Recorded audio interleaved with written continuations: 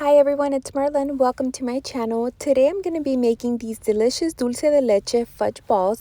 They are so good, and the best part about them is that they're very easy to make. So let's go ahead and get started. I'm super excited to be making these because I absolutely love them. I can't stop eating them every time I make them. The ingredients that you need is 1 cup of dulce de leche, 1 tablespoon of vanilla, 1 tablespoon of unsalted butter, and a can of sweetened condensed milk. I'm also going to be using the mini cupcake liners. This is where I'm going to be placing my little fudge balls once I have them rolled up. I'm going to be using 1/4 cup of chopped pecans and 1/4 cup of granulated sugar, and this is optional. The fudge itself tastes amazing. I just like to add this. I just feel it tastes way better with this.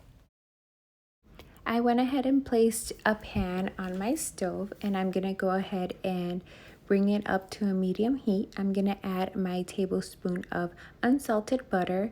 Next, I'm going to go ahead and add my can of sweetened condensed milk, and I'm going to go ahead and just mix both of these together. After I'm done adding the sweetened condensed milk, I'm going to add my vanilla. Next, I'm going to take my cup of dulce de leche and I'm also going to add it. At this point, my heat is low because I want to make sure that the dulce de leche and the sweetened condensed milk doesn't stick to the bottom of the pan since I'm not mixing it. The dulce de leche and the sweetened condensed milk is pretty much a lot of sugar, so it caramelizes very fast with the heat. So you have to make sure that you're constantly stirring it. So at this point, my heat is low, and I want to make sure that the dulce de leche and the sweetened condensed milk is mixed in well together, and I want to make sure that the butter is mixed in throughout the mixture as well, because that's going to help it not to stick as much.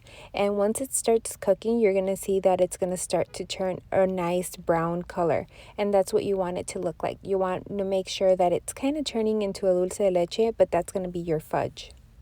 So here my fudge has been boiling for about 10 minutes, and as you guys can see, it got a deep brown color, and this is what you want it to look like. So I'm going to go ahead and do this for another 10 minutes. So here I've been cooking it for 20 minutes, and as you guys could see, it's nice, thick, and rich, and this is what you want it to look like. And like I said, it's very important that you continue to stir so it doesn't stick to your pot and it doesn't burn at the bottom. So at this point, my fudge is pretty much done.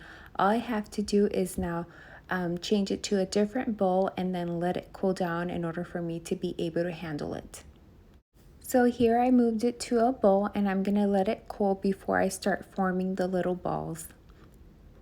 So I've let my fudge cool down for about 15 minutes. You want it to be completely cool, that way you're able to handle it easily.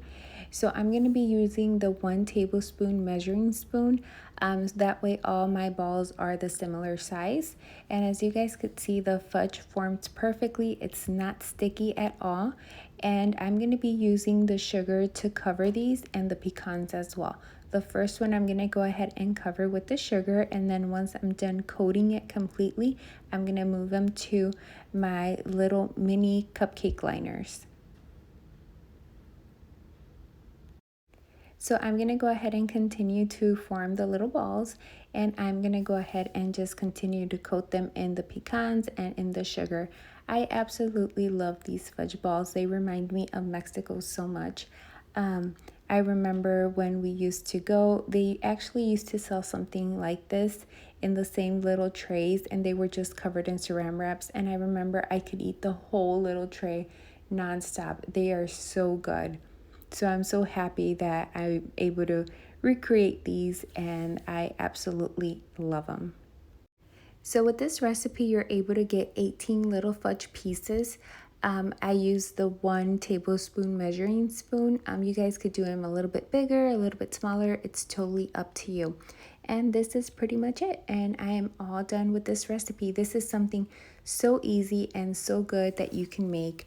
I hope you guys enjoyed this recipe, and if you did, please give it a little thumbs up, and if you haven't subscribed, please do so. And this is what it looks like when I bite into it. It's so good. Thank you so much for watching. Let me know what you think in the comments below.